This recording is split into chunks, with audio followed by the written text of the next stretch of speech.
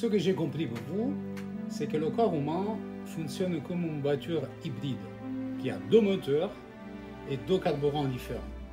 Le premier moteur, c'est celui-là qu'on utilise tout le temps, c'est le moteur qui marche au glucose, au sucre, qui est abondant dans l'alimentation d'aujourd'hui, on le retrouve partout et malheureusement on le retrouve beaucoup dans l'alimentation industrielle.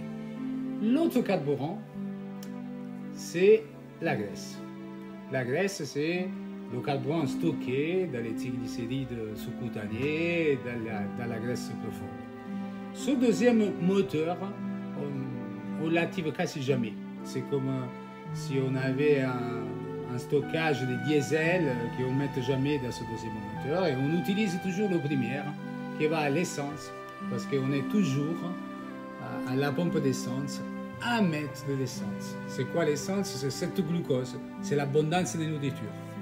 Le corps, comment il vit et s'adapte beaucoup mieux dans la pénurie que dans l'abondance. L'équation, on mange moins, on bouge plus, ça se traduit pas toujours et quasi jamais sur le long terme dans une perte de poids. Pourquoi? Parce qu'on n'active pas les deux moteurs, on n'utilise pas les deux carburants.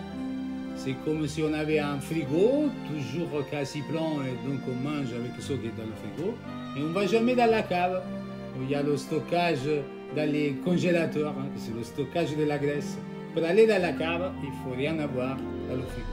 Au bout de 15 jours de réduction et exclusion des sucres simples et des féculents, votre cerveau enregistre tout et est capable d'ouvrir vraiment la nouvelle voie métabolique, celle qui va brûler la graisse. C'est pas aussi difficile que ça. Qu'est-ce que vous en pensez?